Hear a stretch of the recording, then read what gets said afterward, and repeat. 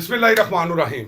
ناظرین، الیکشن میں 2 دن باقی ہیں اور سیاسی جو گہما گہمی ہے وہ عروج پہ ہے، اور اس وقت ہمارے ساتھ موجود ہیں NA-67 اور PP-38 حافظ آباد پیپلز پارٹی کے امیدوار جناب بارسٹر محمد وسیم الحسن نقوی صاحب. ہم ان سے پوچھتے ہیں کہ حافظ آباد میں اس وقت کیا حالات ہیں الیکشن کے. السلام علیکم جی. السلام جی، کیسے ہیں آپ؟ ٹھیک ٹھاک ہیں؟ شکر الحمدللہ. جی شاہ صاحب بتائیے گا کہ اس وقت جو مسلم لیگ نون کو حافظ آباد میں گڑھ کہا جاتا ہے کہ یہاں پہ مسلم لیگ نون جو ہے وہ بھاری اکثریت سے کامیاب ہونے جا رہی ہے، تو آپ کیا اس حوالے سے کہنا چاہتے ہیں؟ شکریہ جناب. پہلی بات تو یہ ہے کہ یہ غلط تاثر پھیلایا جاتا ہے کہ حافظ آباد جو ہے وہ نون لیگ کا گڑھ ہے. حافظ آباد کبھی بھی نون لیگ کا گڑھ نہیں رہا. حافظ آباد ایک مذہبی اور دینی رجحان رکھنے والا شہر ہے، اور اس میں جو مذہبی شخصیات تھیں وہ ہمیشہ سے رائٹیسٹ ووٹ ان کے ساتھ چلتا رہا اور موو ہوتا رہا. لیکن حافظ آباد میں 88 میں ملک فضل حسین اوان صاحب وہ پیپلز پارٹی سے جیتے تھے، ملک وزیر اوان صاحب پیپلز پارٹی سے جیتے تھے، خود یہاں پہ مہدی حسن بھٹی پیپلز پارٹی سے جیتے تھے، افضل حسین تارڑ صاحب جو آج نون لیگ کے یہاں پہ ان کو لیڈ کرتے ہیں وہ خود پیپلز پارٹی سے جیت کے گئے تھے.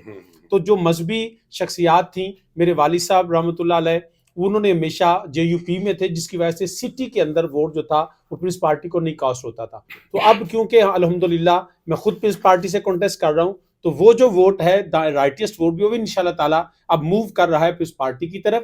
پیپلز پارٹی ایک ویژنری پولیٹیکل اور نیشنل ڈیموکریٹک پارٹی ہے، اور اس کے اندر جو ہیومینٹی اور آل اسکول آف تھاٹس کی نمائندگی ہے. انشاءاللہ تعالیٰ یہ وقت بتائے گا 8 فروری کو انشاءاللہ کہ حافظ آباد پاکستان پیپلز پارٹی کا گڑھ ہے، اور حافظ آباد انشاءاللہ تعالیٰ ہم اللہ کے فضل سے جیتیں گے.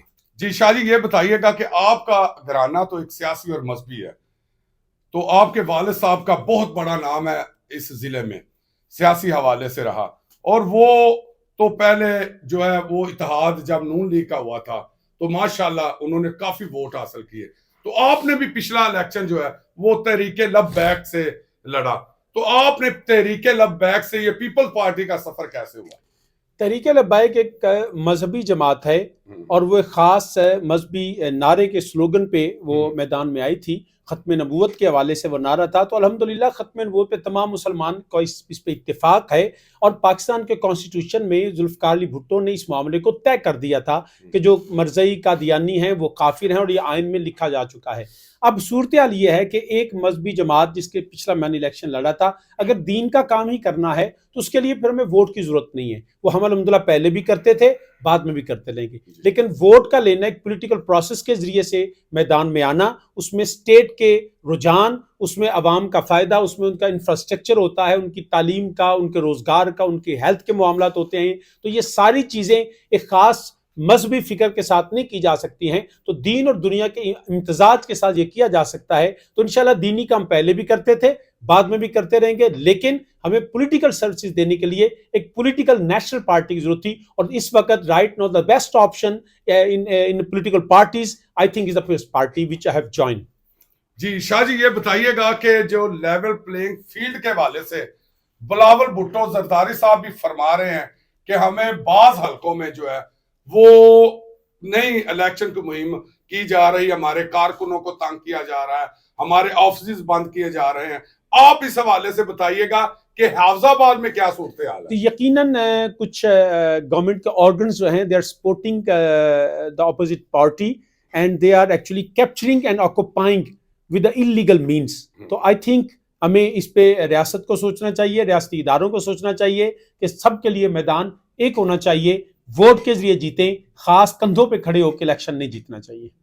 جی شاہ جی، آپ کیا سمجھتے ہیں کہ حافظ آباد میں سب سے اہم جو عوام کو کس چیز کی ضرورت ہے، اور کیا کام اگر آپ منتخب ہوتے ہیں تو آپ کیا کام کروائیں گے حافظ آباد؟ It's very funny to say, but I believe it. The most important thing right now to give Hafizabadians is to eliminate all the previous so-called leaders. Like اگر میں اس کو میں ایکسپلین کرنا چاہوں تو حافظ آباد میں سب سے پہلی ضرورت جو ہے وہ پرانے 40 سال کے باسی اور ایسے لوگ جنہیں حافظ آباد کو کھا گئے اور گھن کی طرح چمٹے ہوئے، ان کو حافظ آباد سے نکال دینا ہی سیاست سے یہ حافظ آباد کی ضرورت ہے۔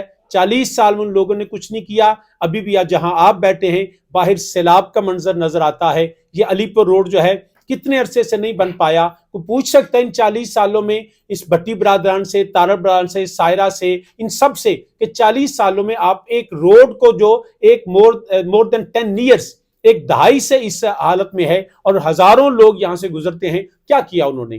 تو میں سمجھتا ہوں یہاں پہ تعلیم کی ضرورت ہے، روزگار کی ضرورت ہے، یہاں کے روڈز کی ضرورت ہے، یہاں پہ ہیلتھ کی ضرورت ہے۔ ہیلتھ منسٹر حافظ آباد میں ہیلتھ کی فیسلٹیز نہیں دے سکی، تو میرا خیال ہے کہ سب سے پہلے پرانے باسی اور بدبودار ایسے لوگ جو حافظ آباد کو کھا چکے ان کو یہاں سے نکالنا اور ایک نئی قیادت کو نئے ویژن کے ساتھ، نئی سوچ کے ساتھ لے کے آنا، تبھی حافظ آباد کے مسائل کا حل نکل سکتا ہے۔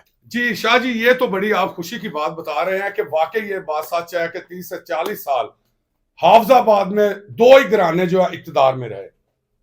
اب جو ہے آپ حافظ آباد میں تیسرے گروپ کے طور پہ پیپلز پارٹی جو ہے وہ دوبارہ ریوائیول کی طرف آ رہی ہے، تو آپ کیا سمجھتے ہیں یہاں کی عوام آپ کو کتنا سپورٹ کر رہی ہے؟ انشاءاللہ تعالیٰ آپ کو 8 فروری بتائے گا، وہ رات جو غروب ہوگا سورج، 9 فروری کو انشاءاللہ تعالیٰ پیپلز پارٹی اور سید وسیم اللہ حسن کی جیت نہیں بلکہ عوام کی جیت کے ساتھ شروع ہوگا۔ جی شکریہ۔